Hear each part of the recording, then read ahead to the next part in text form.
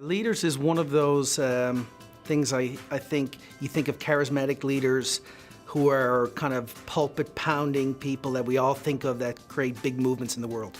So obviously the people that come to everyone's mind is the Nelson Mandelas, the JFKs. I think for me the people that I connect with are the people that are in our own backyard. So the people that I've been able to connect to in my life. And I think I label leaders in categories. So quiet leaders would be people like I've never even met. A Paul Johnson who's been able to build a national brand and a national company so quietly it happened without anyone noticing. There's a guy who we walk on trails with every day at Signal Hill, and he doesn't need his logo in neon signs. So that's kind of quiet leadership, but massively successful. Then you've got someone like Kathy Bennett, who is able to, run hundreds of employees and the biggest restaurant chain in the world right here in St. John's, yet she finds time to balance her life and create the first Ronald McDonald House being built in 17 years. And she's humble, and she makes you feel comfortable. That's a different type of leadership. And then there's leaders that you maybe wouldn't think of every day, people with clear purpose. And I think of someone like Stephen Lewis, who's created the Georgetown Bakery, who has leadership of a different way. He's built a tribe of people who think there's a better way to make a loaf of bread, and he's an artist of a bakery. And that's a different type of leadership. But I almost think of leaders, for me, less about masses and more of tribes of people who are trying to create movements in different ways, and they all have different styles. Leaders got to stay motivated somehow, so their whole job is to motivate others, but who motivates them? I think they're actually born with a different kind of adrenaline gland than we're all born with. I think there's some kind of self-motivating secretion throughout their body that allows them every day when they look in the mirror to say, it's not going to happen on my watch.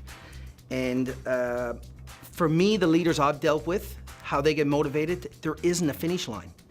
They've never said, I've arrived, and they always seem to push further. So just as when I think they've reached their pinnacle of success, and maybe they're not going to be motivated to lead anymore, they think there's work left to be done.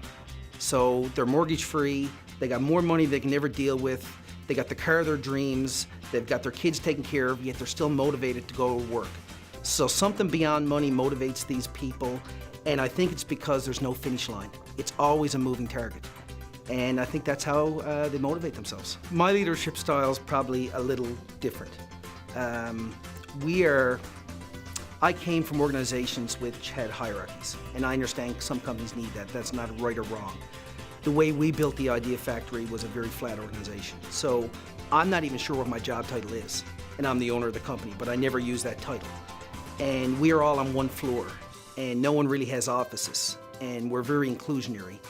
I think my biggest leadership style is I give people permission to fail. So I am asking every day for people not to be average, and not to give people what they expect, and not to be order takers, and to come back and solve problems for our clients.